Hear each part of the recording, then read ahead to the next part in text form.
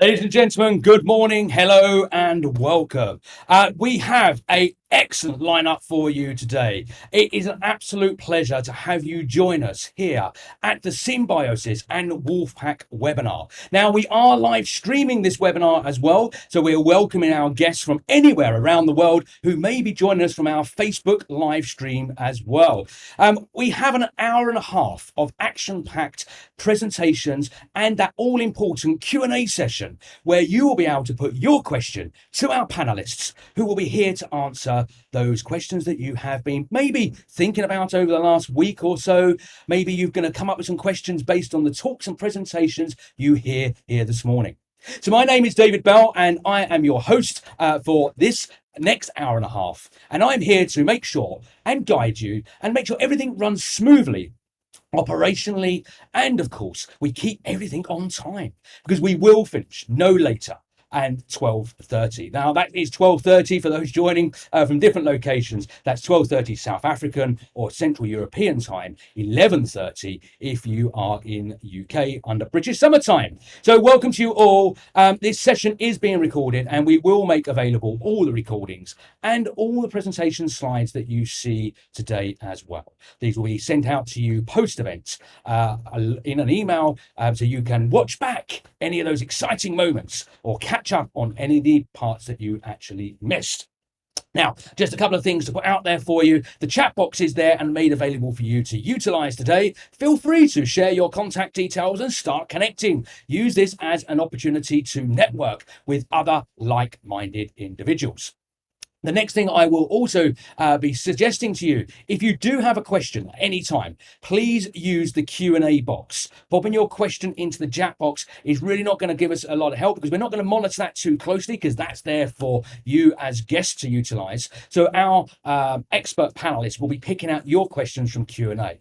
Now, whenever you think about that question, you can pop it in there. We'll collate all those together. And when we come to our Q&A around about an hour into our today's session, we will start to sift through those all exciting questions and our two panelists will be answering those and hopefully we'll get through as many as possible.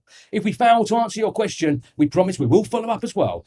We won't leave you wondering what the answer is to that. We will make sure we reach out and connect with you as well. So let's get things underway. Housekeeping, everyone's been in Zoom webinars and meetings and Teams and stuff like that. I think you're all familiar with how these actually work.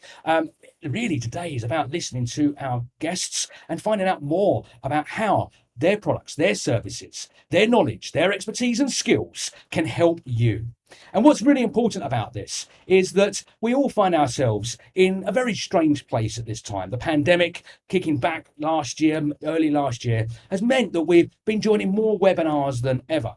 And I think lots of us experienced the ups and downs of sitting in front of a screen for too long. But I promise you, this is worth sticking with. If you've been to a webinar and you've kind of drifted off into the background, checking your emails, looking at your social media, don't do that today because you will miss something that is going to be so important to you and your business. Okay, well, without further ado, I'm going to ask our two guests here today, our guest speakers, if they would like to turn on their video firstly and unmute themselves. I'd like to welcome Craig Rosemore and Patrick Ashton Smith. And I'm going to ask them just to do a very quick hello and a good morning, just so you know who they are, who you're going to be listening to over the next hour. And once they've introduced themselves, we will get this show officially on the road and get things moving. Now, I've just seen that we can't get them unmuted.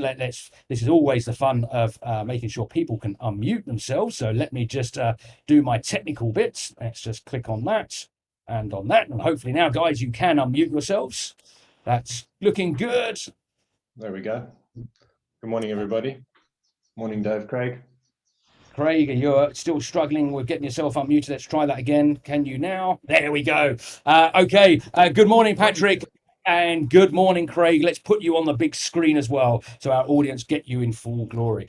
Craig, welcome to this morning, and thank you very much for firstly being here, but secondly hosting alongside me this session and sharing all your knowledge and expertise. But tell us a little bit more about Craig. You're the managing director of Wolfpack, but what do you do and what does Wolfpack do as a service provider?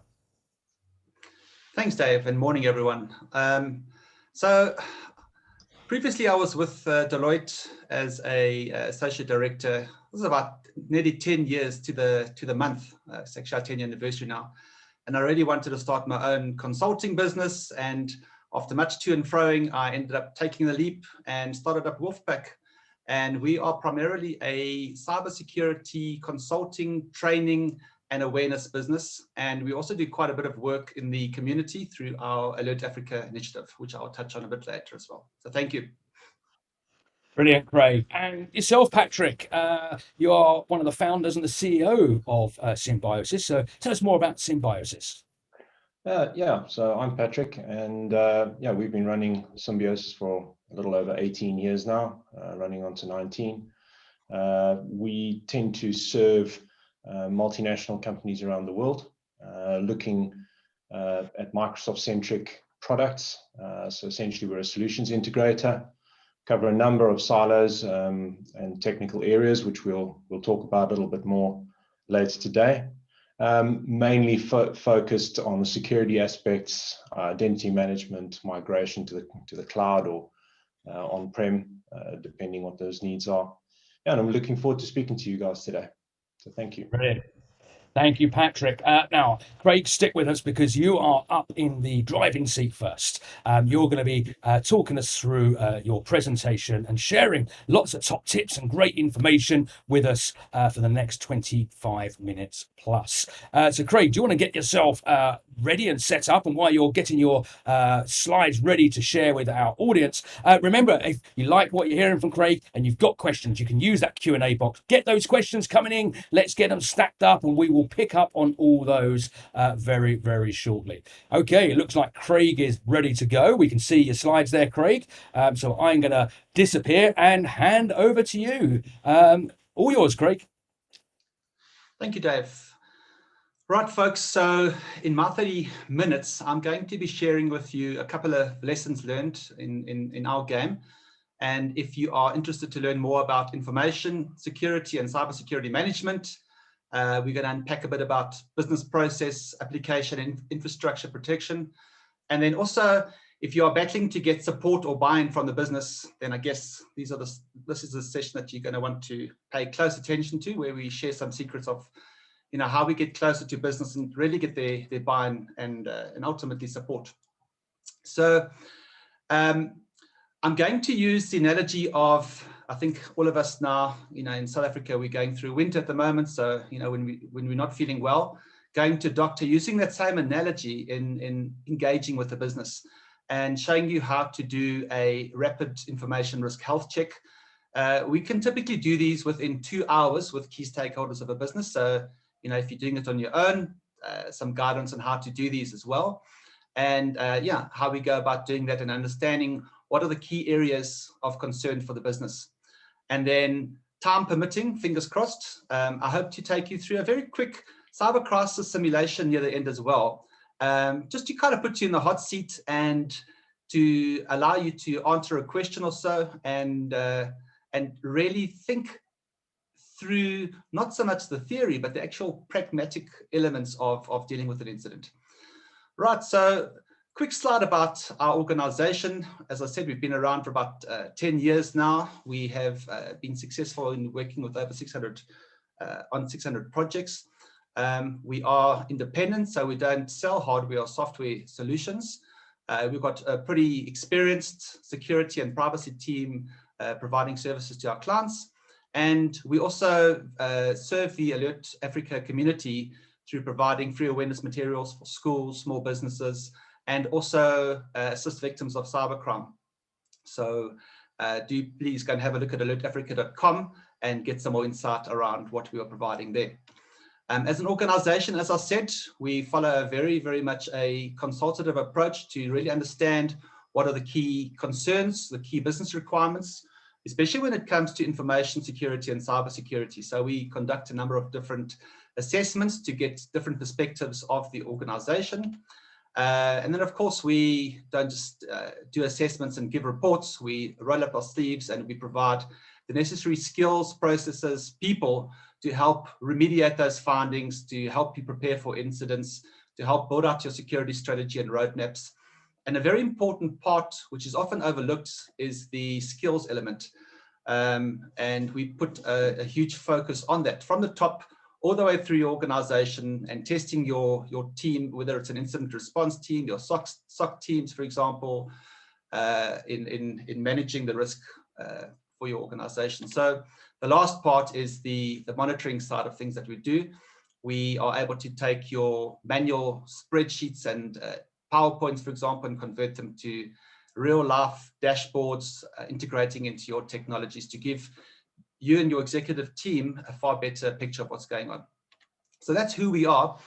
And on that point, with companies now adopting massive innovation in terms of technological advances and spend, and at the same time trying to get create a competitive edge for their business, how do we position this information risk element?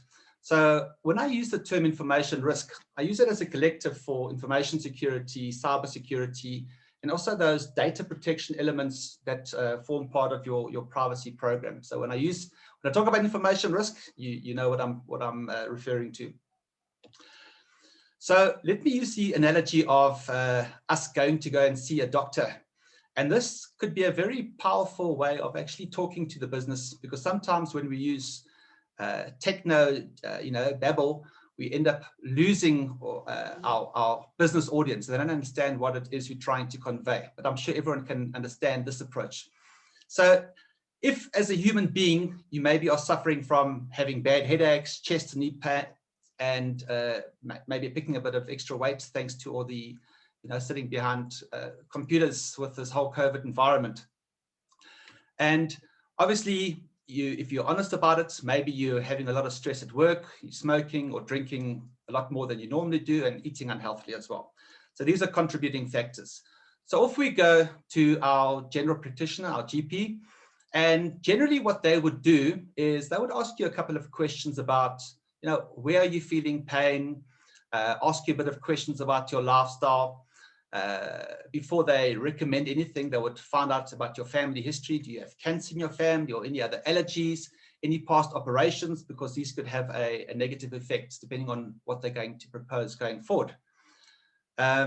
Now, the GP would have a certain view or a certain limit to what they can actually diagnose.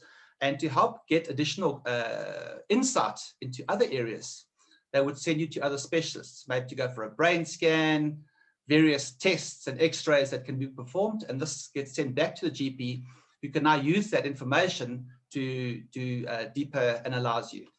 And we know from experience that we would get a short-term fix. So it could be a quick operation or antibiotics to take care of one of the ailments. But that's not going to fix your problems, right? In order to have a more healthier, holistic life, we know that we have to, we have to change our lifestyle, and that could be exercise, managing our weight and managing our stress, taking up yoga or whatever it is that's going to help you release that stress.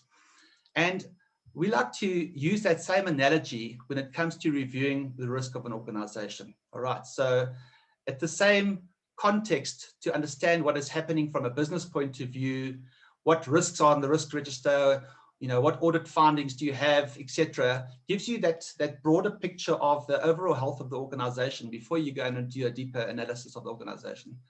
And really to understand what are the main concerns from the executive team.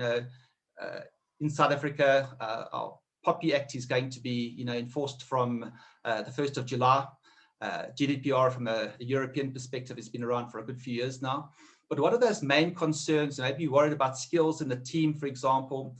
And those are going to require deeper work, deeper remediation.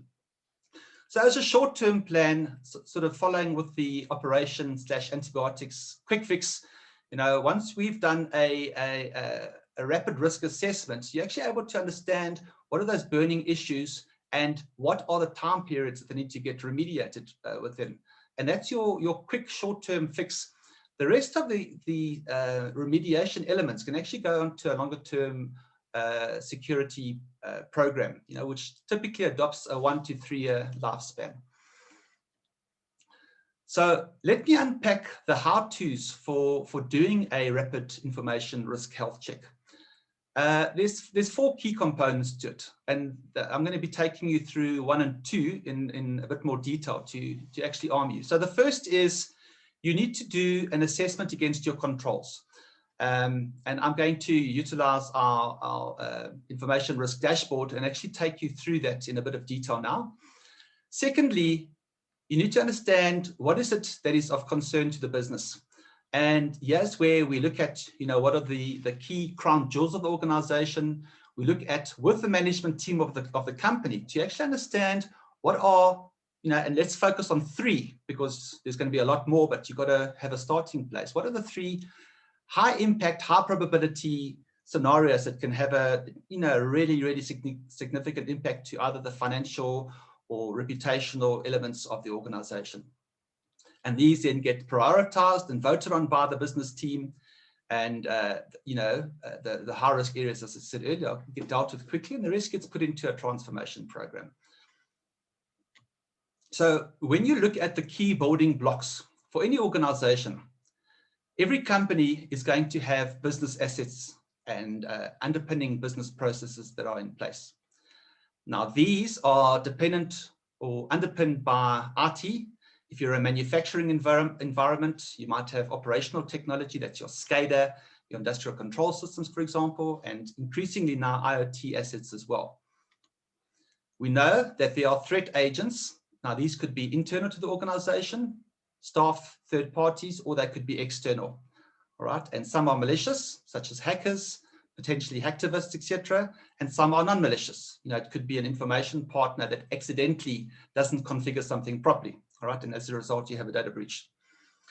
These are going to compromise weaknesses in your organization, vulnerabilities, and ultimately, this is going to have an impact on the business. So what we need to focus on is making sure we've got the right level of information risk controls in place, all right, so that we can provide assurance to the organization that we are managing the risk as best as we can with the resources that we have available. And that might be a justification to say we need additional resources, additional people, additional budget for extra technologies that we need to deploy. And what we find is many companies actually only focus on that first element, which is the more technical element of managing risk. And they don't really always look at the business element, those assets, and understanding what the actual impact is, because that's going to give context to how high our control fences, in inverted commas, must be. So ideally, you want to have this full view of what is going on in your environment. So for the first part, we look at the information risk controls. And this is what we talk about when we do a rapid risk review. And just to remind you, information security, cybersecurity is not just the role of the security or the IT team, all right? Because all elements of the business are actually impacted by this, and they all have a part to play in it as well. So I would recommend that you have senior representatives from these different departments involved in the actual risk, rapid risk assessment as well that takes place, because they have to provide their concerns, and they also have to provide their input as to how they're going to assist the security team in remediating this. So when we look at the information risk dashboard, there are really 2 key elements that we need to focus on. The first is the governance piece over here, all right? And we broke this up into 3 different areas. Firstly, we need to understand the business a lot better, all right? And yes, where by talking to the different heads of business, the different members of the executive team to understand the strategy and the goals of the organization, because you have to make sure that you are there to assist them in achieving those goals by mitigating those risks that can typically derail the organization. Secondly, we find this as a real weak area. Oftentimes security teams do really good work, but they don't communicate it effectively to business. So they ask for lots of money, and they might report on the technologies or the sort of projects, the status, but they're not actually showing the business how they are potentially saving their money or creating a differentiator for the business. A new area that we've added now is there's a massive drive around digital transformation and innovation for all companies, all right? Security needs to have a seat at those tables to make sure that they are actually providing the proper perspective around, managing risk whilst you're moving into the cloud or selecting various third parties as well. This element over here is the organizational components, policies, standards, and procedures that need to reflect management's input. And this has to be, rolled down to the operational teams. A very, very important part here is the whole change management aspect, to make sure that there is that alignment with the executive team, that all key areas, everyone in the organization is receiving awareness training, and high risk areas are receiving actual specialist training, HR, IT, marketing, for example, as well, around managing risk. And on the point of marketing, this is also a new area that we've added now as well, with social media and protecting the brand of the organization. I really believe this should be the responsibility also of the security teams. These are the various committees in the organization. So you've got to make sure that your security program is aligned to enterprise and operational risk. You've got to make sure that your compliance requirements sit in the compliance register of the organization as well. And it's not just compliance to laws and regulations, it's also compliance to, whether you've got SLAs with potential customers or SLAs with suppliers, making sure that the risk is managed there as well. Of course, audits, every organization loves to have audits, but these audit findings are important and they need to be remediated. And then the final part from a PMO point of view is to make sure that there is a properly business supported program, management of projects, and that some sort of return on investment is being generated in terms of reporting back. And this is especially important in reporting back to executives around how their money is being spent in protecting the business. The bigger picture, I should say, of the bigger section of work actually sits in the operational side of things. And a huge amount of time and money gets spent around preventative control. So you've got preventative, you've got this detection element, and you've got your response and recovery. And then the last section, which is often overlooked as well, is this whole measurement. Having proper metrics in place and using those metrics to report back up to the executive team as well. And then every year to look at how the business has changed and what new risks have arisen. All right, this is so important as well, to make sure that your program is relevant to business. So I'm not going to touch on too much of these areas. I know that the Symbiosis team are going to be unpacking a lot more detail, especially when it comes to infrastructure security. Let me just say one thing over here though, is when we go and help companies in terms of dealing with incidents, I can't impress upon you the importance of making sure that you have got a proper log and event management process in place in your organization. Oftentimes, logs are not enabled. Relevant technologies that are there to help and protect you are actually not configured properly as well. So this is such an important part in terms of the feed into incident management. And not only looking at incident management as a reactive capability, but also building in and training up your incident response team, having your necessary procedures and battle guards in place to deal with incidents. Okay, so this is typically what we would go through in that 2-hour session. We take about an hour, and there's a question or two behind each of these blocks. But just by asking 1 or 2 questions, we're actually able to get quite a good understanding of the maturity of an organization's information risk management. Now, when you are rating these controls, don't cop out by having 5 different ratings. It's either in place and it's working, or it's not in place. It's not adequately protected. So that's the first recommendation in terms of a maturity rating. At the same time as wanting to understand the current maturity of an organization, you're also wanting to get the team around the table to actually provide you with input in terms of how critical this is. So here's where we go into a lot more detail. And we say that if the team around the table is not actually aware of the risk, and they now realize, whoops, this is actually something that is pretty critical to our environment, here's where we assign the treatment ratings. This must get dealt with in the next 3 months, 6 months, and then everything from here onward can go into the actual security program, the longer term view, right? So that's the first part around understanding the actual controls in your environment. The second part is to understand the actual business impact. And if I just talk you through the key elements of this now. So what we're wanting to understand here with the team around the table is to understand requirements. The key thing is, what is the requirements from sales and marketing, from HR, etc.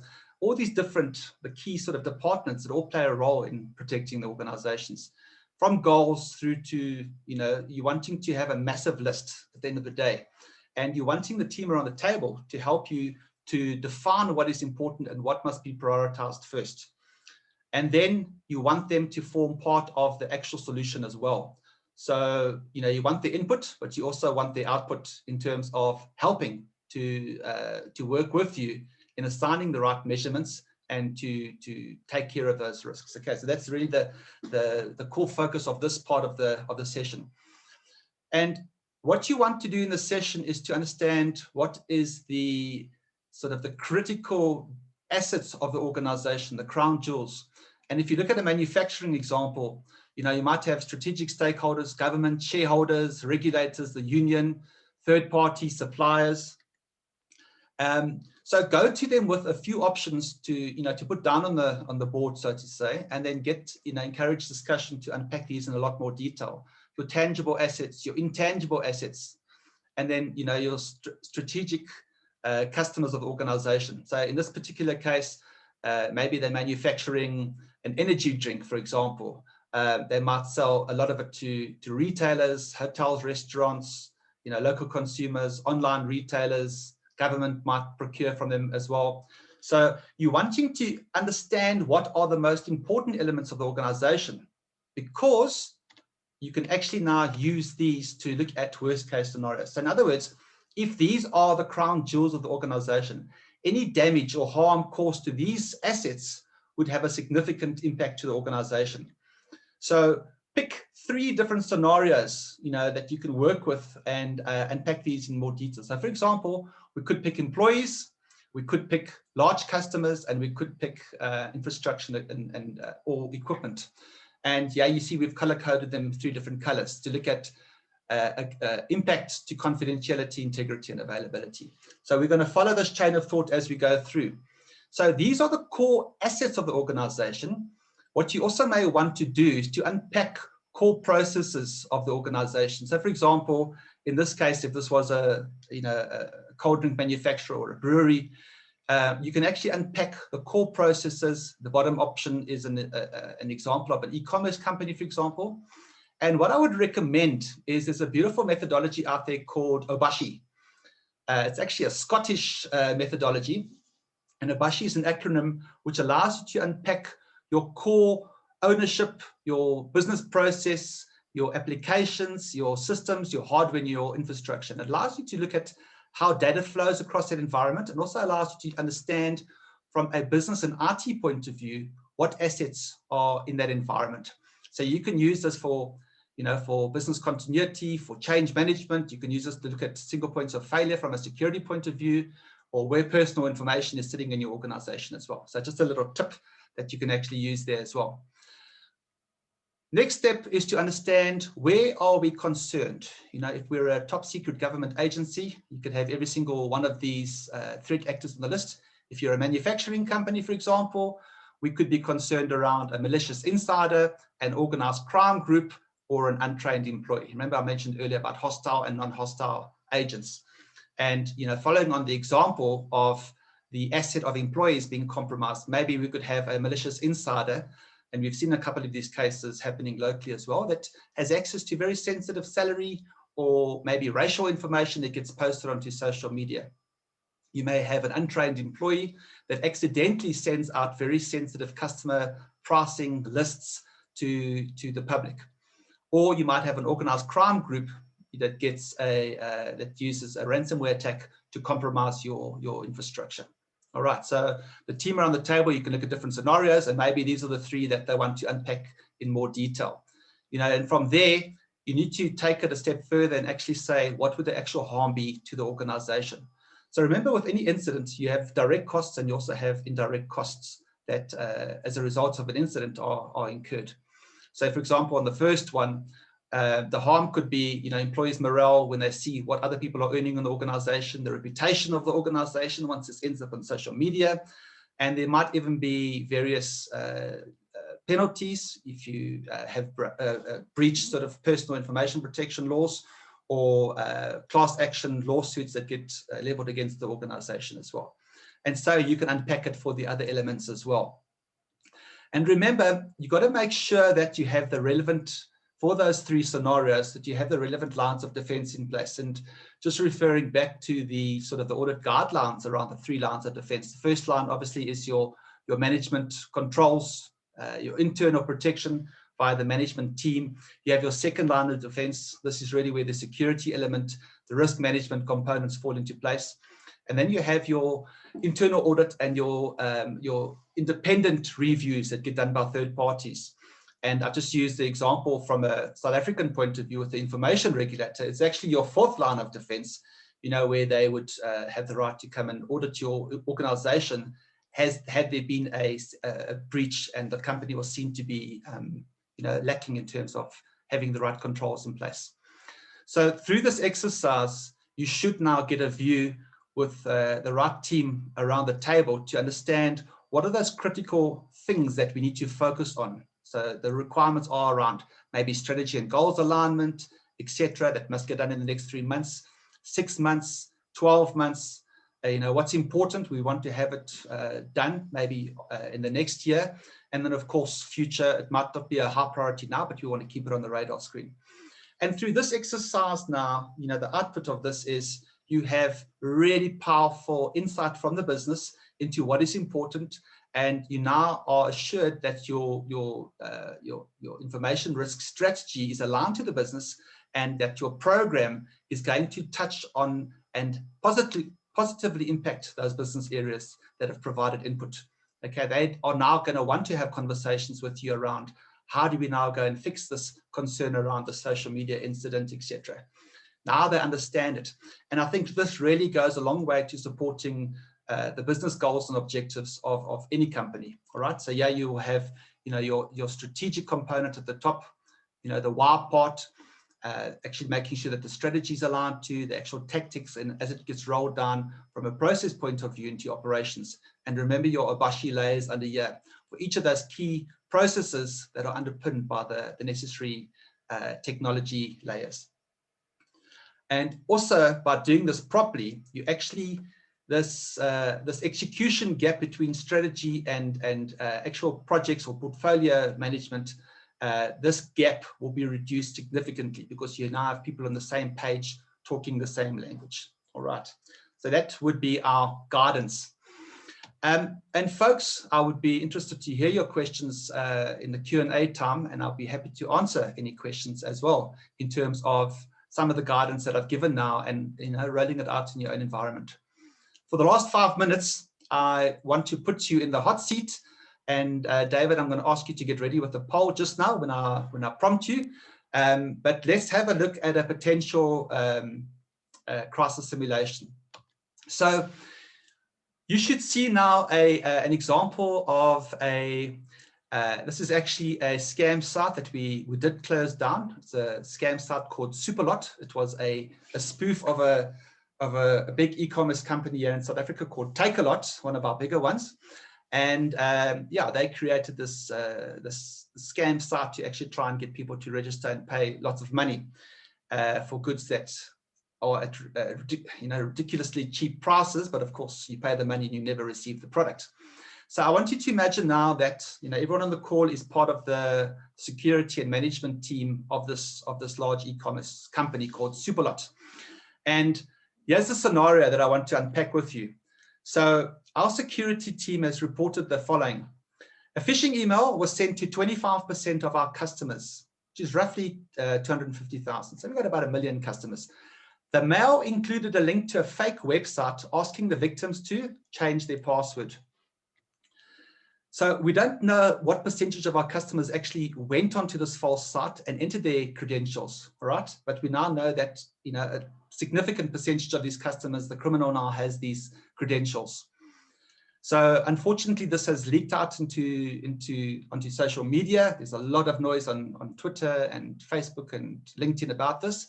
And of course, the news agencies are now clamoring to want to speak to management to get more insight, because we all know that any cyber incident nowadays is big news. And the CEO wants an update in the next 5 minutes on what we need to do. So, if you were in this hot seat, what would you actually do? How would you actually deal with all these things that are happening? And that's what I want to unpack with you very, very briefly. So I think the first thing to understand is, if you look at this carefully now, there's actually 3 incidents. So, you've got the obvious one, which is the phishing email, all right, that was sent. The second one is a fake website that's been created. So you probably would have spotted the third incident, because if they had sent emails to a lot of our clients, that means that there was more than likely an actual customer data leak that happened. So the first thing is to put dedicated people on the task to understand where the fake website will, looking at the headers of the phishing email, for example, where is the fake website hosted? What can we do about it? How did we actually, once you start analyzing the list of leaked emails, where did this leak actually happen? And, how can we prevent further leakages from happening in the environment? And Dave, if I can ask the people just to get the poll up in the meantime, is communication obviously is critical during any sort of incident. I would like the audience to just take a minute or so just to type in, who do you believe should be the first group of stakeholders to actually communicate with? Should you communicate first to your staff, your shareholders, your key third parties? Maybe it's an outsourced IT department. Everyone says customers are king. Do we communicate first with our customers? Or thirdly, very importantly, do we notify the regulator? Do we notify law enforcement? Do we get in touch with the media? Because we know that by not communicating effectively with the media, we end up causing more damage. Or if people are lying or not sending out true statements, you can cause more damage to the organization. So please input your answer and let's see what the audience thinks. I'll wait a few seconds for that. Have some water. Are you getting any results there, Dave? Results are coming in, so we'll give them about another 20 seconds, I think. They're coming in thick and fast. People are thinking about your question, Craig. I think who do I go to? Who do I speak to first? So we'll give them another 10 seconds, and then we will share the results. Button. Yeah, still a few votes still trickling in. 10 seconds, guys, and then we will end the poll. So if you've got a vote and you want to participate, click that button now. I think it's all anonymous, right? So, okay, let's close the poll. I think we're pretty much there for those that are participating. Do remember, this is totally anonymous. We're just doing this so we can get a feel. But if you want to click, do that now. Okay, 5 seconds. Let's close the poll. Okay, poll is now closed. The results are locked in, and here they come, Craig, on the screen for you now.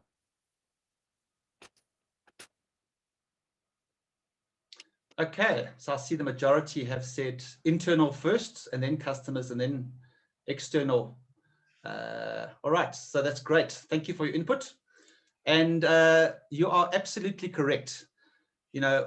When it comes to dealing with an incident, you have to speak to your own staff first. You've got to brief your staff on what to say. Obviously, if customers are going to start phoning in or hitting your website and hitting your call centers, they need to be trained on what to say and also importantly, what not to say.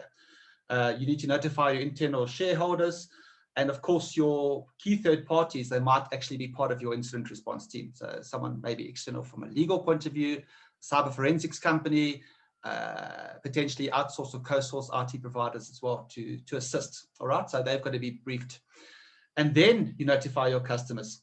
And the interesting thing was now it's you see the word communicate with your customers, but your customers have received a phishing email that pertained to have come from your organization. So how do you actually get in touch with your customers? And we're so used to sending emails. But will they trust another email coming from you, even though it is the genuine one? So you've got to have alternate ways of communicating with your customers as well. And then, of course, your external stakeholders. You've got to be very careful about what information you go out with. So you've got to have the facts. Don't go out there with, speculation. So be factual, but have the correct information before you go out and start making comments to the press. And of course, you have to have nominated people in the organizations that can talk to the press. So a couple of points just to wrap up here is always assume the worst. You must assume until you've done deeper investigations that maybe other areas of your organization might be compromised. So be a bit paranoid and go and lock down as much of your environment. Even your communications, assume that your emails might have been compromised as well. So go and have other means like Telegram or Signal or even WhatsApp groups to communicate confidentially. And the nice thing is, since it's your website, of course, you control it. You can force a reset of all your customer information, where they've got to reset the username and passwords. Hopefully you would have had multi-factor authentication enabled as well, but you can potentially enable that if it wasn't.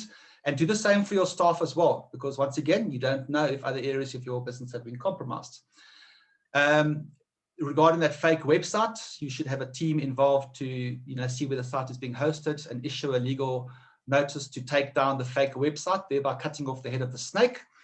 And of course, you want to conduct an independent investigation and a remediation plan, and really looking at how did this happen, tightening up how information is communicated, stored, etc. across your organization to prevent future data leaks. Training and awareness is going to be critical. Training for your incident response team, your executive, your crisis team, and awareness throughout around be careful of clicking on links, opening up attachments, etc. And then, of course, beefing up lessons learned around what happened with your actual management of the incident. So there we go. Dave, I'm done, and I will take questions later on during the Q&A session. So thank you very much. Brilliant, Craig. Thank you very much. So if we just get you to pop down your slides, that would be absolutely fantastic. And just stop your screen sharing. Is that your beach there? Was that looked lovely? The golden. It's freezing cold here at the moment. The golden sands of that beach look fantastic. Okay, Craig, thank you very much for that. Really good to get us kicked off and started. And we will be taking, as I say, your questions in a short while. So if you've kind of listened to Craig's talk there and you think, actually, do you know what? We find ourselves in that situation. Our business has been compromised.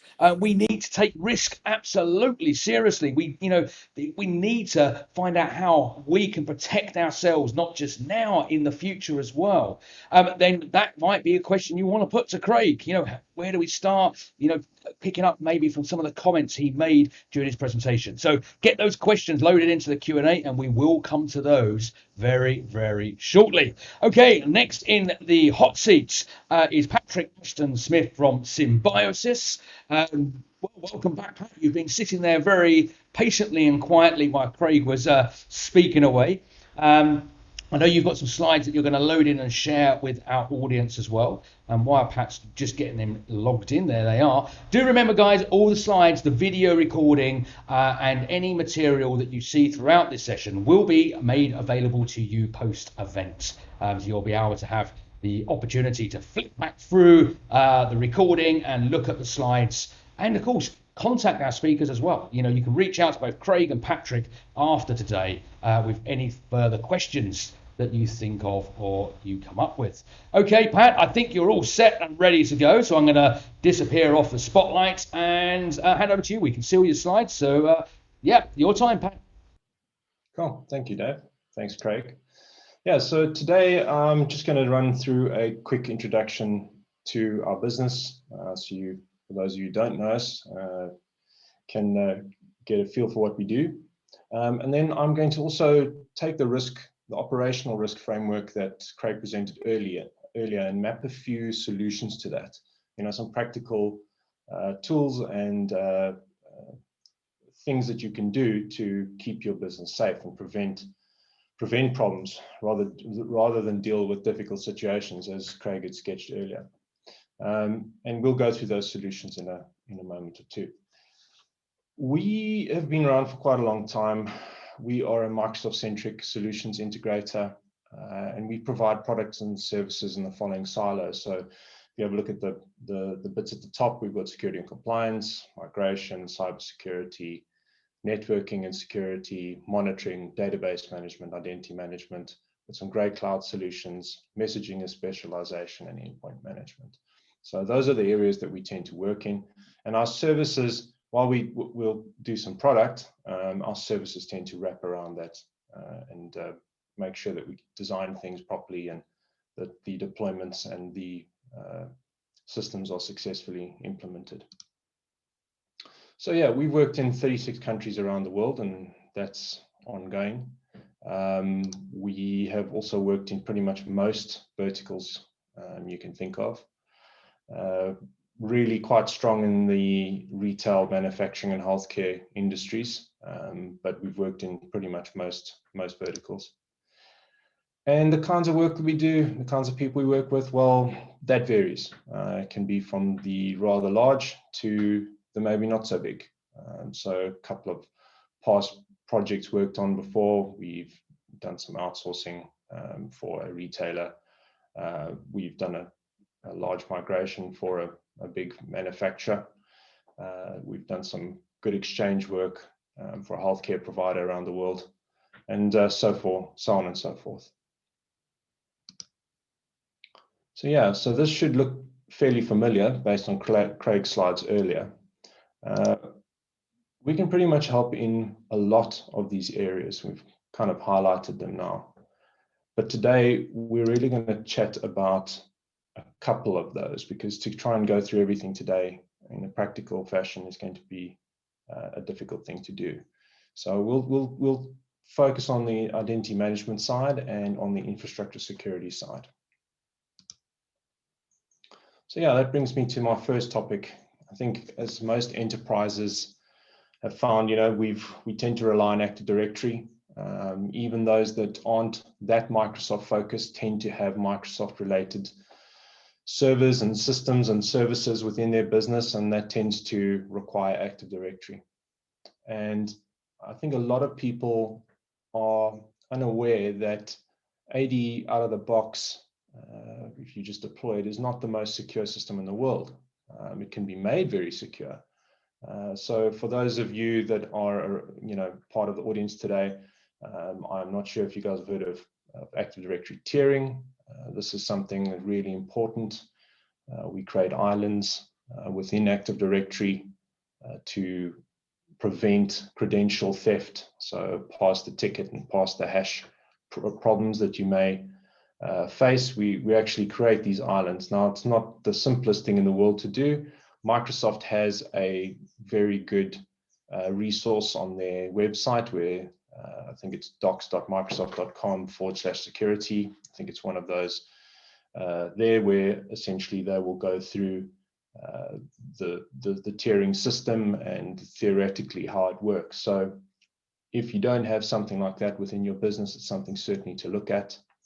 That would practically help you secure from at least from a Microsoft perspective, and any other solutions that plug into Active Directory, secure those solutions from an identity management perspective. So certainly something to look at, something that we've been doing a lot of work with our customers. I don't know how many of you have heard of Mimikatz, but essentially it's a well-documented and easily available credential theft tool, and there are a couple of derivatives thereof. So this stuff is really, really prevalent. We're seeing more and more of it. And it's one of the reasons I think that we're seeing so much ransomware get in. I think people are coming in through, starting out with a phishing exercise, and you click on a link, and the next thing, the guys have started to crawl through the environment and steal credentials. So it's one of the big things that you can do if you're running a Microsoft-centric environment, or if you've got Active Directory in your environment.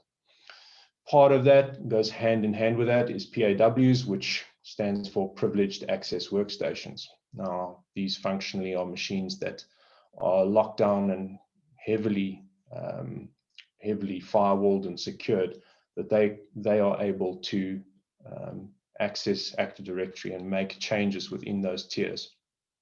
So you would have to have access to one of those to actually make any changes to Active Directory within the tiers that have been created. So typically we look at 4 tiers within Active Directory. Tier 0 being your most important assets, or your most critical assets being the domain controllers themselves and anything that touches them. Tier 1, the server systems. Tier 2 and Tier 3 would then be your workstations. So that's kind of how it's built out, and it's well documented. So something to look at. The other thing that's very important is insecure protocols.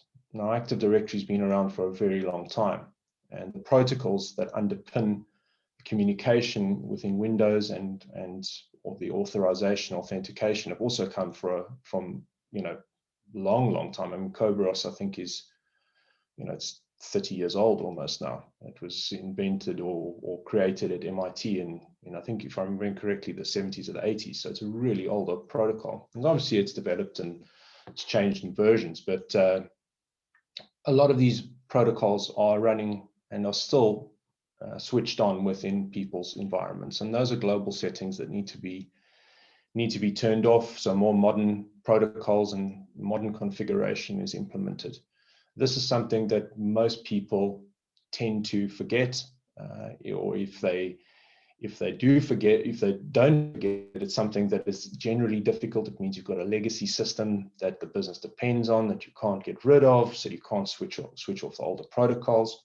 But this really does create a massive security problem for you potentially, and it's something that I can't stress enough that is looked at. The other thing to look at, if you haven't already, is federation.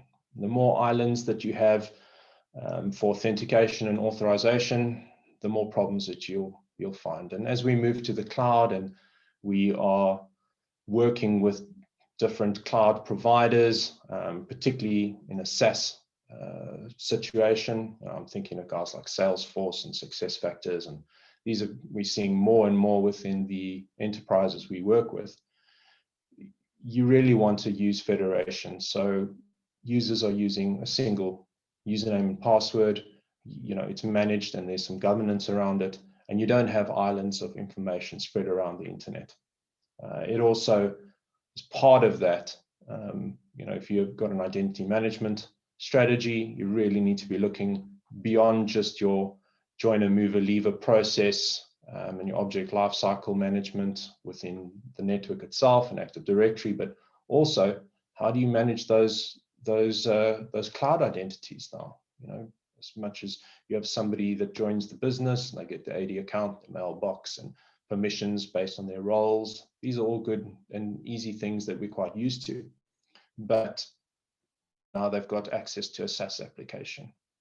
Somebody creates that profile manually, potentially, or the leaver process is manual.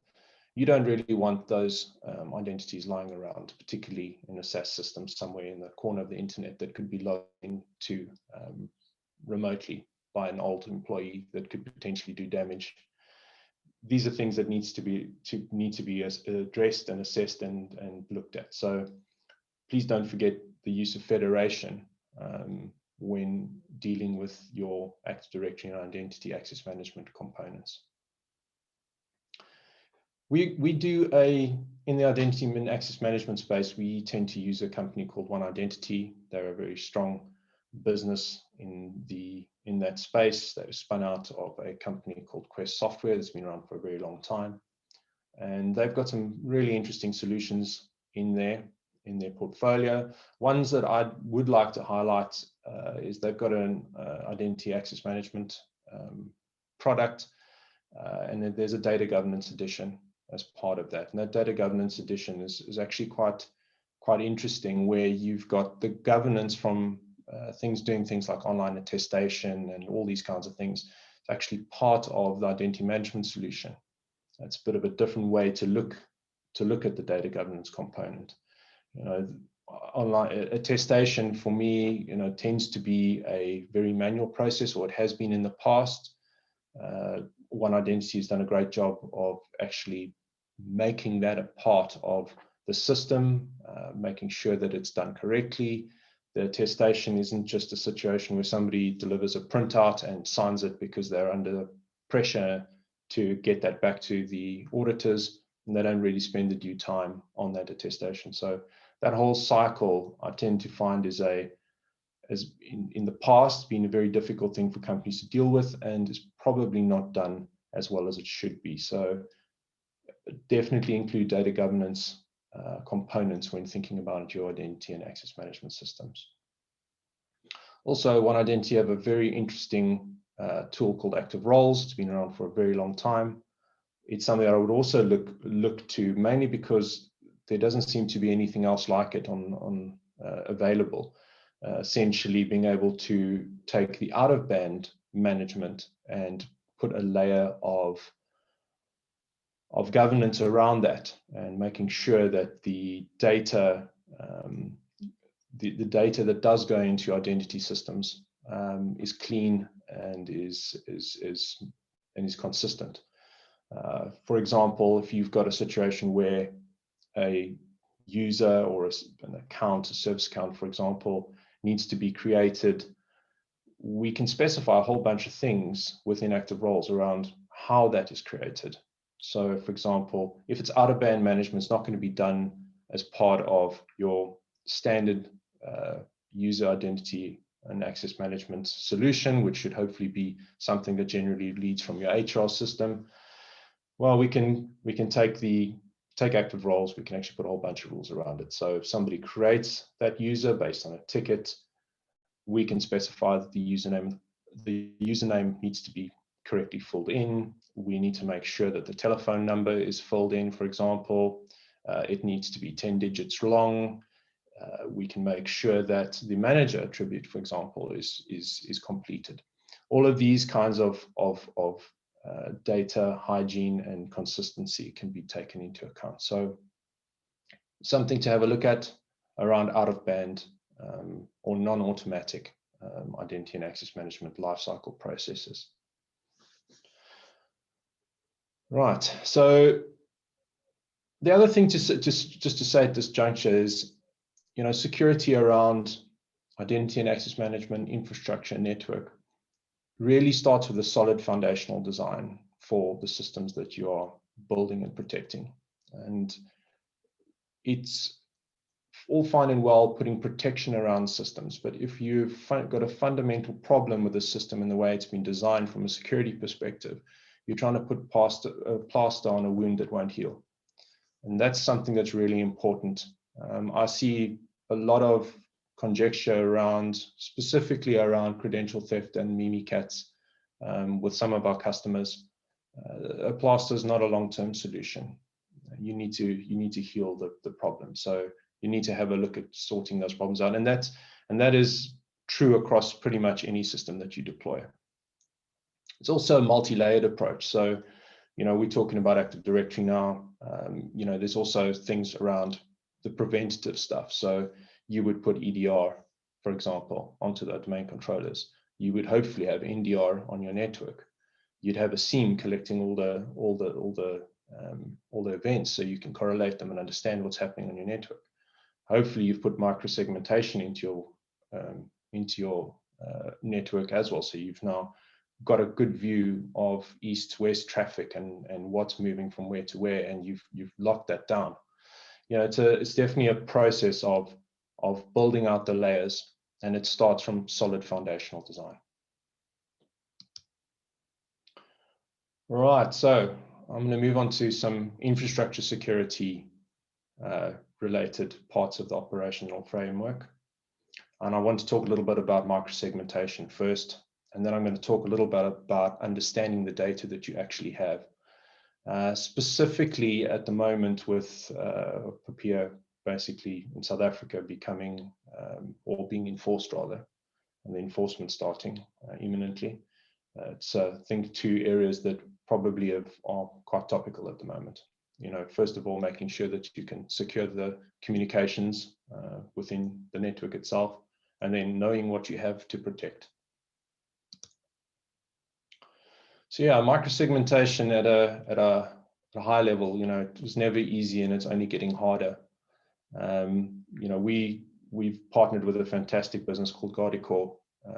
They've got a very interesting micro-segmentation product that we love, and really it helps solve some very specific questions or very specific issues that most networks have, and which is basically that they tend to be quite flat, or they seem to be littered with VLANs, but VLANs are painful and they're restrictive. You don't have the operational visibility that you need. They tend to be tied to infrastructure. And while we move to the cloud, this is becoming harder and harder to do. We also start using things like containers to run applications. How do we secure those? So it's becoming harder and harder to actually see what's happening on your network. And as much as we can put firewall appliances in the cloud, that only gives us, really only gives us the view on north-south traffic, and most of the traffic in our data centers are east-west. So it's very important for us to have a look at this. And I love this tweet here, which is unpopular opinion: network segmentation projects are where CISOs go to die. Unfortunately, that does have a ring of truth in it. I think it's a very difficult thing to get right. Most companies in the micro-segmentation space, they tend to focus very much on the hypervisor, and that's only partially effective. I think Guardicore's got a great solution because it actually is agent-based. So it doesn't matter where this particular machine is or the system is, we have visibility. It doesn't matter if it's a container or not, we have visibility. So that for me is an important differentiator.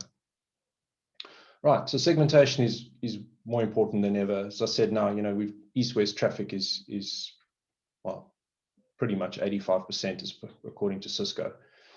So that's most of our data of our data flow.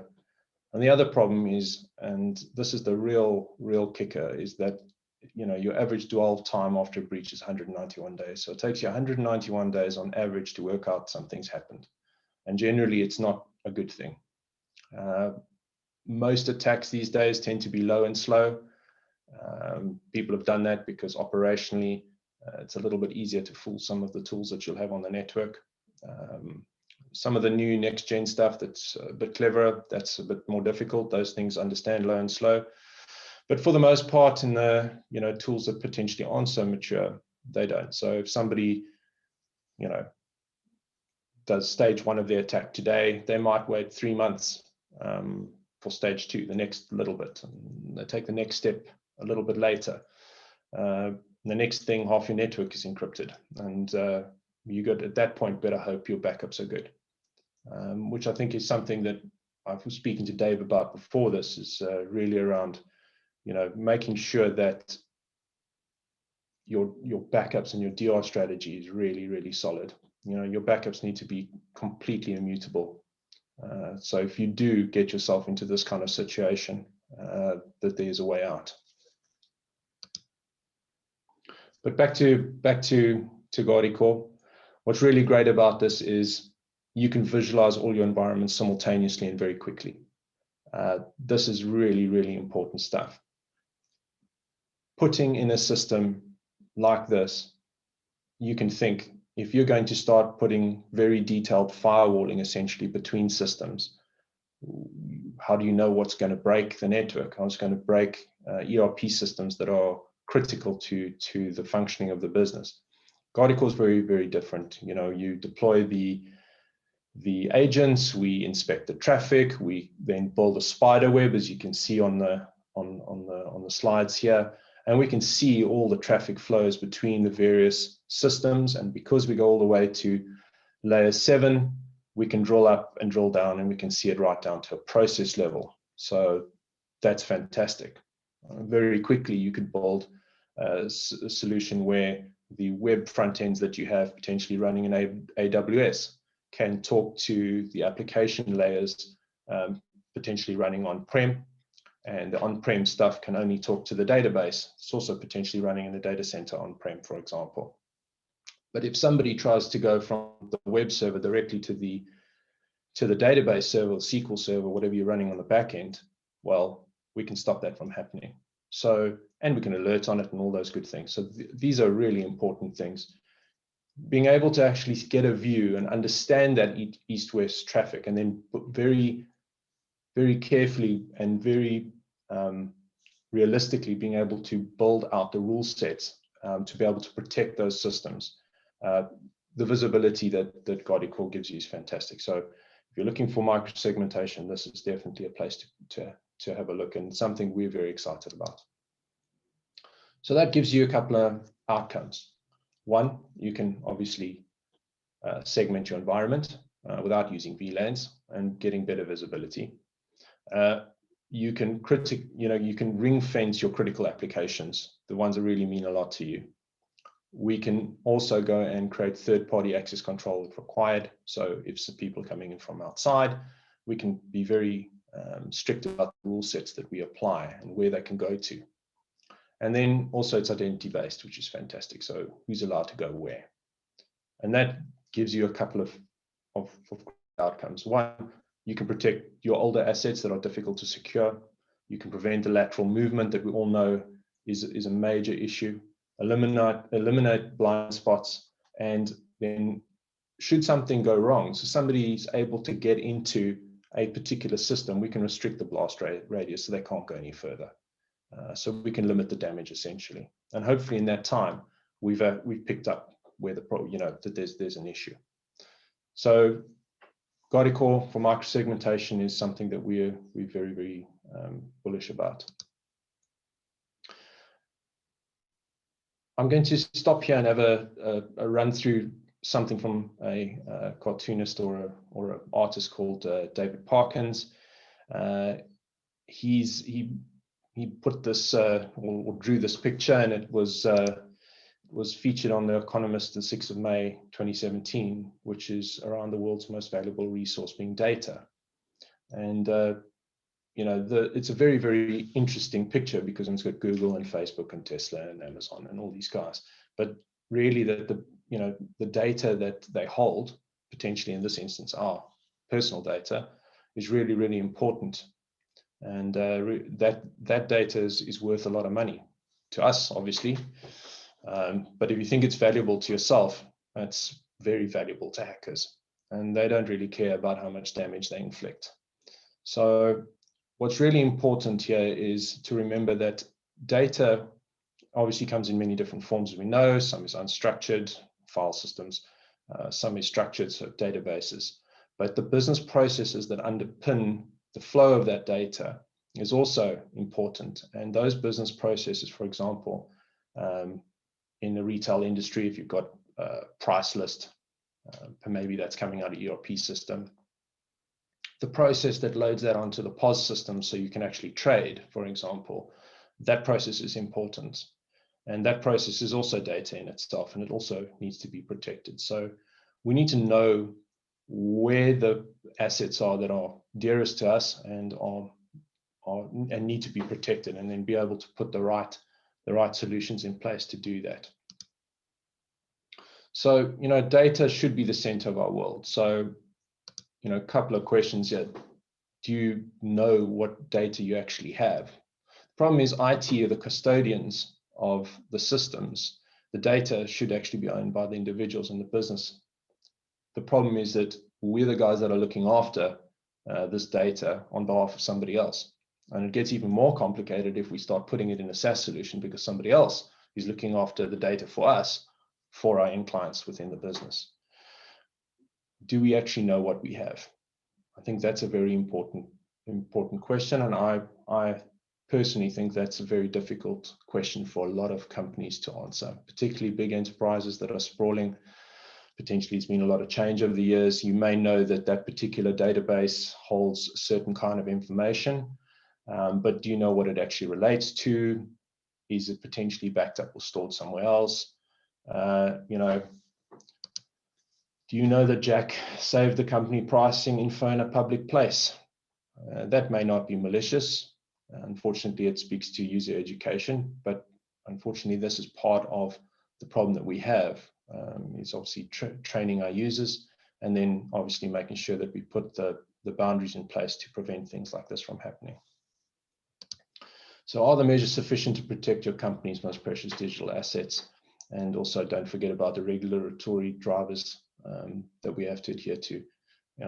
Craig was chatting about some of the fines and things that could be levied with GDPR and POPIA, PCI. Those aren't places where you want to have breaches. So here are a couple of statistics. 53% of companies found over 1,000 sensitive files accessible to every employee. Data professionals are wasting on average 30% of their time because they cannot find, protect, or prepare data. And lots of companies found stale, sensitive files. The problem is, it doesn't matter how old they are. If they are sensitive, you don't really want those things to fall into the wrong hands.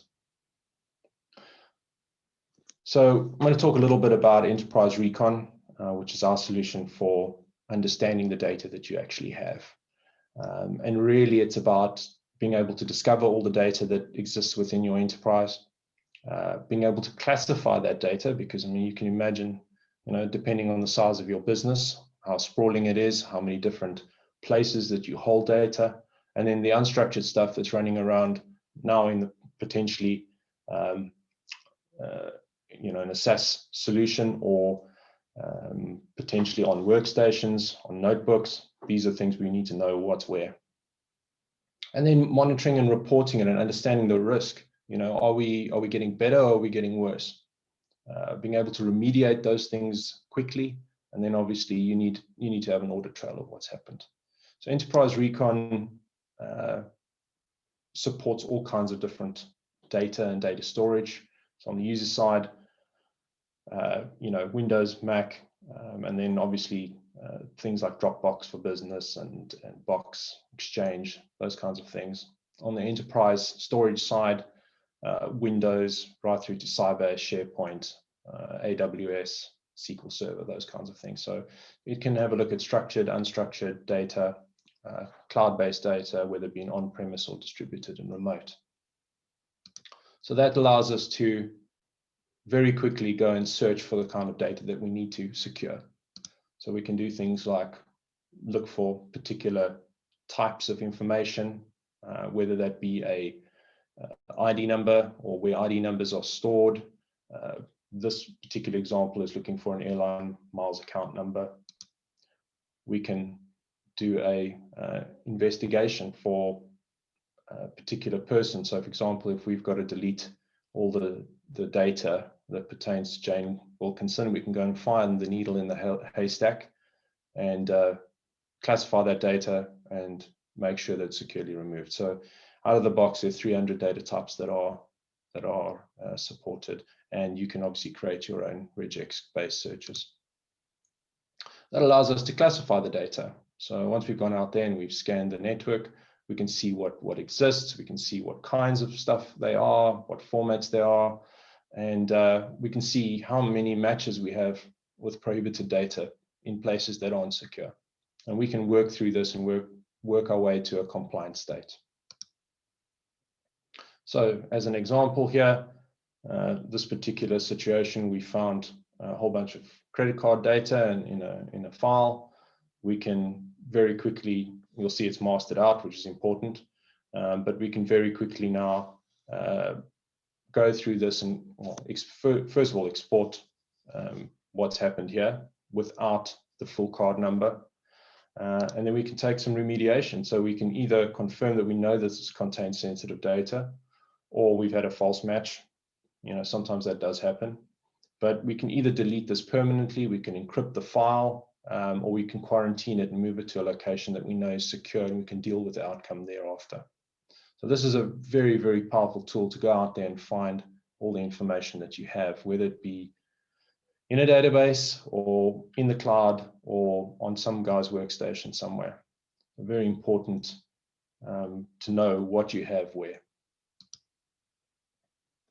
Lastly, I want to talk about auditing and recovering some systems. So, there are tools out there to help you back up and recover Azure Active Directory and AD on-premise. I think this is a really important thing. You've got a situation today where if you had a malicious attack on your Active Directory, you could lose large components of it. It would obviously potentially bring your business to its knees, depending on how integrated you are with Active Directory and the systems that your business relies on.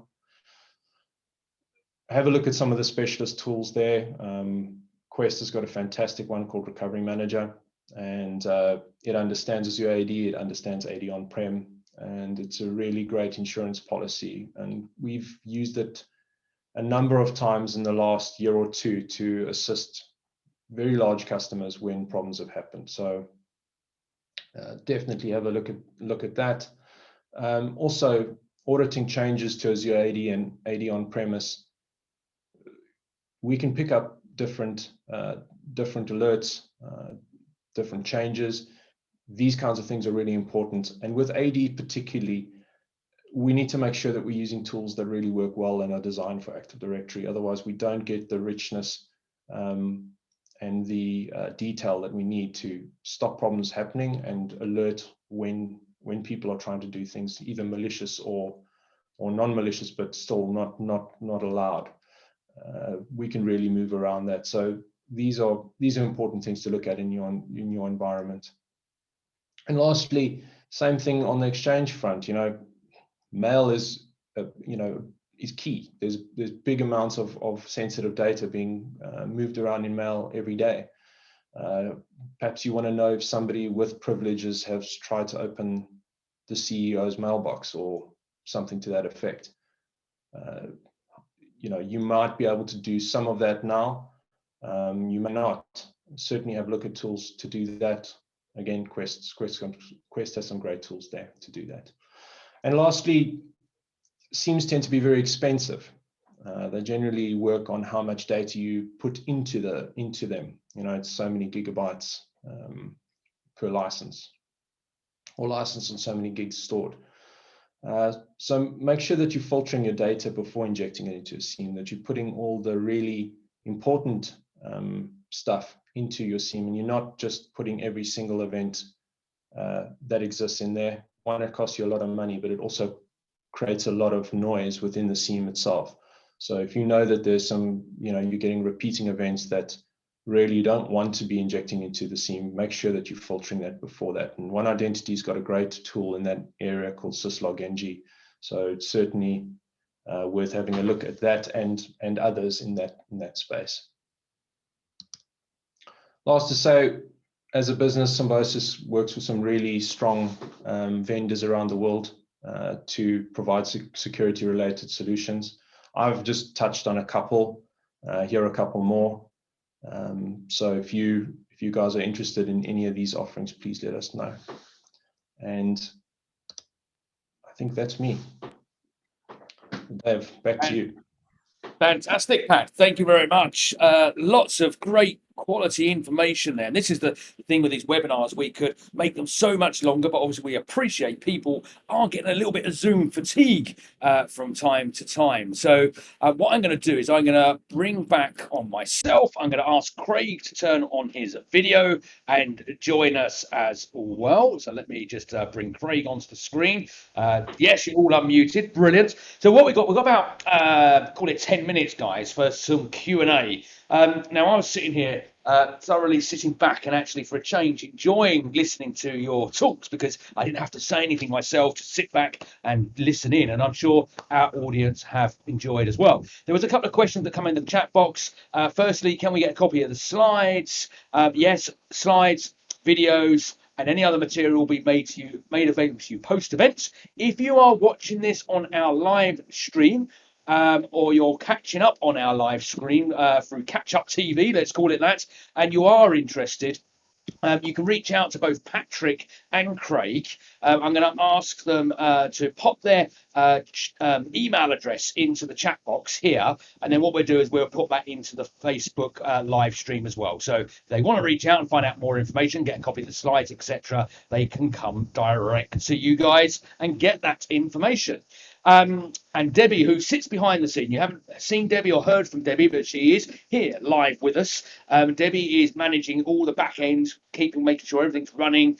So she will be taking those email addresses and sharing them into our live feed. Now, I've got a couple of questions. I've got a handful of questions that have kind of built up over the last hour. Lots of thank yous, great presentations, really enjoyed it, etc., etc. I'm going to not ask you to comment on those ones, but I picked out a few stories as well. I just think I want to kind of bring to the surface, and one was actually in the BBC News. Because obviously I know we're talking to a South African market or a sub-Saharan African market. We're talking, Europe, and I'm sure we've got people from North America and other regions of the world joining us. But in the UK yesterday, a school in Tunbridge Wells in Kent, that's kind of the Garden of Eden, we like to call it. 2 schools had to shut their doors yesterday due to attacks. Okay, basically what happened, the hackers very cleverly obviously attacked the school network, encrypted the data. Okay, we're hearing lots about this. And the school could not open because all that data that was encrypted was all the medical history, all the emergency contact details. Now, the school's got obviously lots of questions to answer. So firstly, it was closed. Secondly, they're not sure when they can open because their infrastructure is compromised. But of course, GDPR, or what's known as in South Africa, POPIA, has been dramatically affected. They don't even know what data has been stolen or taken at this stage. They're not aware of what data has been taken. They've already warned teachers, staff, and parents to log in and change their banking details, because obviously the students have to buy their lunches and stuff like that, and the parents top it up. So there's a big compromise happening here. So my question to both of you, and one of you can pick it up and maybe give some information. What you're talking about, what you've both spoken about, if they were to think about implementing at educational level and school level, would it have stopped this, or would it have dramatically reduced the attack and kept the school open and the students safe and the money in the parents' banks? And I don't know who wants to jump in first. Craig's nodding. If you want to go first, Craig. Patrick, I've got a comment after you.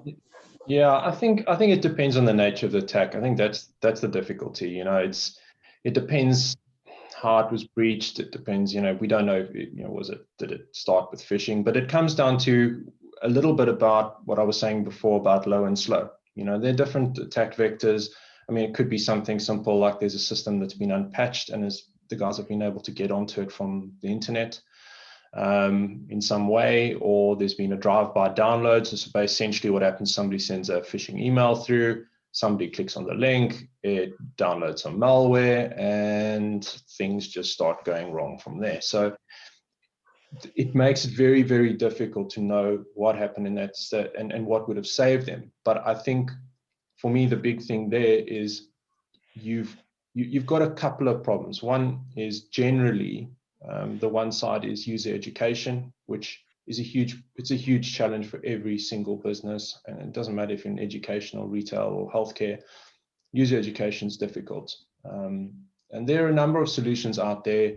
The first one that comes to mind is Tessian, which is around actually educating people about what they're sending, where, and what they click on. So inbound and outbound email security, because a lot of the threats come from that side. The other side then is the systems themselves and how they're published, how they actually connect to the internet. The big thing is, if they've been hacked and potentially maybe it's a 3-tier system or 2-tier system, the guys that hacked the front end and they couldn't have gone any further, they might have created a bit of damage and a little bit of annoyance, but they would not have been able to potentially get to the data. So, that's where EDR, NDR systems, SIEMs, and certainly micro-segmentation would have helped. But it all depends on that attack vector. It depends, it's after the fact, it's very difficult to know unless you're able to go and do the investigation yourself. But I think, again, back to what I was saying earlier, multi-layered approach is what it needs to be. So strong foundational design first, because pointless putting plasters on wounds that will never heal. Once you've got that in place, then you need to build out the onion. It's like a racing driver in Formula One. They got Nomex stuff underneath, and then they've got the racing overalls over that. We need to create those layers, and it's the same thing. You need to create layers of security. Brilliant. Thank you, Patrick. Thanks. Craig, anything to add to that? Yeah, it's very sad. I mean, that schools and hospitals and places like this get targeted by criminals. And unfortunately, we did a project last year in partnership with the British government to actually roll out a school cyber safety toolkit, which has been created and it's now going to be available for, free of charge for any school to download all the content. But schools generally have a very, very low level of maturity when it comes to security. The kids typically know a lot more about technology and potential risks than the teachers actually do, and many parents as well. And just to add to what Patrick said, we actually helped a school 2 years ago. What basically happened was someone hacked into their email system or their cPanel for their website, created a duplicate account, an alias account to Gmail. And every time the word finance, invoice, etc. was used, an email got sent to the attacker. And shame, at the beginning of the year, when parents pay for their school fees in advance, you get a discount. The parents that had inquiries, the attacker pretended to be the school and sent out, 7 parents actually ended up paying a full years of school fees to the attacker. And unfortunately, they're the ones that are liable at the end of the day, and they have to, make a plan. So, yeah, I think schools in general really need help. Yeah. So Skinner's School in Tunbridge Wells in Kent, if you're watching this, or if anyone knows them, forward this on to them. You need to be talking to these guys because they can stop this happening again in the future. And of course, that means that the pupils are in school and the parents are not threatened. They're going to be losing their money. Okay, moving on, a couple of other questions. You talk about backups. Both of you touched on backups, and obviously Skinner's School, we were just talking about, they're going to have to go back to a backup because now their data's encrypted. They either pay the fee, okay, and get their data unencrypted, which is always a bit of a risk there. But quite often, when you pay the fee, they do allow the data to be, let go, because otherwise they're not going to make money. So what's the best way of, I know there's so many options out there, but what would be one of the best ways of creating a backup? Are we talking cloud backup? Should we still be thinking on premise? Using, the days have gone of DAT and tape backups. But what should companies be considering for a good, secure way of backing up their data? In a nutshell. Okay, I'll take that one. I think that it all depends on the business, right? So it depends on the scale of it. Depends how distributed the data is. I think the most important thing is that the data backup needs to be immutable. So essentially, if somebody were to break in and maybe is able to access that data, you don't want that encrypted as well, for example, or stolen, or data leaks through that vector. So that's the first comment, and that's there are a number of products on the market that have specific features around that, making sure that those backups are immutable. The problem that you have, though, is that you could be backing up encrypted data. Okay, so when the key's pulled, key's gone. So these are also considerations. That's where making sure your foundational design is good, making sure that you have things like EDR and other cybersecurity tools in place to actually recognize that. And I mean, there are a number of vendors out there that do that now. I mean, I know that Trend's got a really good one, CrowdStrike. There are a number of these guys. Pretty much most security vendors, or let's say traditional AV vendors, and then the new gen EDR vendors, they tend to have tools and solutions around detecting whether or not that encryption is happening and stopping it. So just make sure that whatever tool that you're using does include that, because you don't want to be backing up something that is worthless. So those are the two things. Make sure that you're able to identify that kind of activity, and then make sure that the backups themselves are immutable. Make sure you've got good DR plans and that they work. Brilliant. Craig, anything to add? And I have a question for you afterwards, Craig. But anything to add on about backups and securing that data? Patrick's pretty much hit it on the head. just to make people aware that obviously backing up to the cloud is good and it's important, but people are under the false impression that if you back up to the cloud, that backup, is going to be secure and untouched by malware, by ransomware, which is not the case as well. So you really have to have a multi-faceted sort of view of your backups. Minimum sort of 3 versions of the core document that you're wanting in different types of backup or different locations. And of course, the prevention is the best option here in terms of awareness. Is often the root cause of ransomware taking place is often someone clicking on something or sort of endpoint compromise. So yeah, absolutely. Yeah, prevention's better than cure. Let's make sure it doesn't happen in the first place if we can. Keep yourself unmuted, Craig. So probably going to go through to the question with you as well, Pat, so you get a little bit more time to think about this one. But top tips. Okay, you've given lots of top tips out today, lots of information.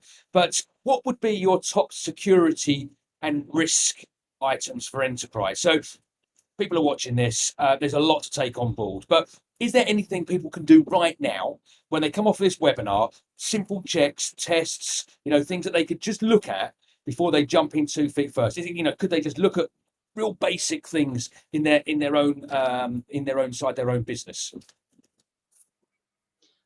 The most important thing, which I hope came through in my talk, was that it's a team effort. Security people often complain they're so busy they haven't got time to do anything, but it's not just up to them to sort it out. You have a whole team of other departments and other areas, and it's really your job to go out and talk to them, understand what is important to the business, and to get them to also understand that they have a role to play as well. In fact, it should be built into their key performance areas, in terms of bonuses, etc. as well. I think we're now at the point where we have to go down this road where people take this thing very, very serious, and get them to put their shoulders to the wheel and help you solve this problem, which, it has now got to the point where it can cripple, never mind a company, it can cripple governments and it can cripple a country's economy. I think this is where we're getting to. Yeah, and probably the same for you, Pat, really. So top tips probably around just checking their own security internally. Of course, what we would like is also they reach out to you guys and, invite you to maybe do an audit or find out, how they can better protect themselves. Is there anything they can do now? You are just muted. You need to pop that unmute button. Sorry, yeah. So 2 top tips, I think we'll give a bonus one as a third. For me, based on our experience and what we see on a day-to-day in the area that we work with in IT, I think the most obvious hole is generally old service accounts with passwords that haven't changed. So please, it's actually quite easy to work out what the password age is on your service accounts. They need to change. There is no easy way out. The encryption potentially on an older password is probably might not be the same modern cipher, because it's actually done at the time that it's set. So these kinds of things, make sure service accounts or the passwords are being changed, are being rotated. Use group service accounts where possible. The other thing is password leaks. I mean, again, I think I read yesterday, there's been another massive password data leak from somewhere. I don't know all the details because I didn't have the time to actually go into to read the full article. But again, another big one. And the problem with that is we're finding that we ask our users to set one strong password, right? And then we ask them to change it, which is also fine. The problem is that that's not enough. You need to be looking at multi-factor authentication for everyday network logins. That's the first thing. The second thing is you need to be also looking at tools, and there are some out there. We do one ourselves, which will actually go and look for data dumps on the internet to see if those accounts have been leaked and if those passwords have been pawned. So basically, we can go and see, look at all these email addresses in your organization, the account names, go and have a look, see, the guy was shopping at Amazon. He signed up with his work email address, right? Nothing wrong with that. He used the same password he uses on the network. Big problem. data leak issue. So these are kinds of things that you need to be doing, and a lot of people don't even think about, but that unfortunately is happening. So definitely have a look at those kinds of pieces of software that do exist. As I said, we do one, reach out to us. And then the last thing, education. Unfortunately, in the end, the guys that are driving the computers are the people that are essentially the people making the big decisions. Click on that link, drive by, download, big problem.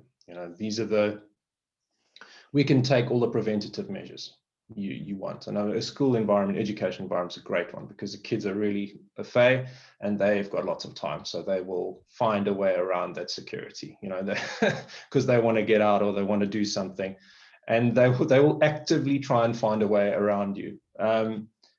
So we've got to make sure that those people are well educated, that they aren't putting people at risk. And I think Craig's comment about governments and services that governments provide to the populations, they are the next big ones that are probably in the firing line. Big companies like Amazon, obviously on a firing line. Governments are probably also, but they've tend to be lucky to this point. We've not really heard too many governments having big problems, but as we digitize identities, as we move, as the world develops, this is going to become a bigger and bigger problem. And there you go, Skinner School. If you want to start to find out potentially who's hacked your network and caused the school to close down, probably start with your students. They could be the ones that have hacked your own network and caused them to have some days off. Not that they've had plenty of time off in the past. In some other comments coming in the Q&A, that's why it's so important to test and check your backups frequently. Absolutely, that's obviously picking up from the last question and comments. Finally, guys, question to you both. You talked about lots of different products. Let's think about our audience here, not only being from, obviously, you both are based down in the Cape, in South Africa, in Cape Town, but let's think about the audience here. They're global, okay? We've got people joining from all over the world. Can you manage, or can you plan, manage, and deploy what we've been talking about here remotely? Or do you have to get on a plane and go and fly over to Miami, as much as you'd probably love to do that, of course, but can you work with the business, the enterprise, the school, the government to roll this out all remotely? So I know it's kind of a yes/no answer, but maybe you can just summarize that as your final answer. And Craig, we'll go with you first, if you don't mind. So the lovely thing is, thanks to COVID, our entire team is working remotely, and it's even changed the way that we engage with people. We normally would work with people in our territorial sort of boundaries, but we're now starting to get sort of consultants that are wanting to work sort of on a contract basis with us remotely. And we're finding the same with our clients as well. They're starting to, very few companies are actually, especially the IT side of things, unless they have to, are actually all working remotely. So yeah, welcome to the virtual workforce and the virtual solutions. We can do anything to anyone, anywhere in the world. The same as an attacker can attack anyone from their home. We can do the same from our side. Brilliant. Yeah. And Pat? Yeah, I think from our side, we've done remote-based work for a very long time. I mean, we didn't go to all 36 countries we worked in. We went to most of them, but we've been doing a lot of that remotely, and we've proven it works well remotely. So these things are all doable virtually these days, and we're glad to do that. Yeah, brilliant. Okay, well, I think we're coming pretty much to the end. I'm just going to pick up on one of the questions that was put in there about ISO 27001. And in our opinions, I'm going to kind of put the three of us into a box here. Do we think it's a good way to start protecting yourself? Now, ISO is a international standard adopted by organisations, governments, and companies. Personally, I feel, look, anything you can put into place, which is all about, go back to what Pat and both Craig have said, education here. And let's be honest, the ISO standards educate your team. You put into place the right procedures, you put into place the right test of measurements, and of course you're always reviewing and analysing those. So I think for me the summary would be, there's no harm in doing it. It's only going to add more levels of security and knowledge and skill within your organisation. And it has a cost, and it just depends on the size of your company, whether that cost is relevant, and can you put it into your business? Do you have the skills and the team of people to do that as well? So it's a really interesting question. We probably don't have time to dive in any more detail about it, but for my answer would be go for it. If you haven't got it already, put it into place. It's going to help more than it's going to cause any other problems. Guys, I think we have kind of reached the end of the day. We've overrun just slightly, but I thought it's quite important to get through some of the questions. There's been lots of positive feedback in the chat and through the Facebook feed, our live stream feed. Great presentations, very informative. For some of those, the questions we haven't managed to get to, we will try and reach out to you and get you some answers. But it leads me to finally say thank you to Patrick Ashton-Smith of Symbiosis and Craig Rose-Warne from Wolfpack. Absolute pleasure having you both here today and sharing such valuable information with our viewers and listeners from around the world. Until next time, keep an eye out. We will be back with more informative, fun and educational webinars. So from me, David Bell, we'll see you soon. Bye-bye for now.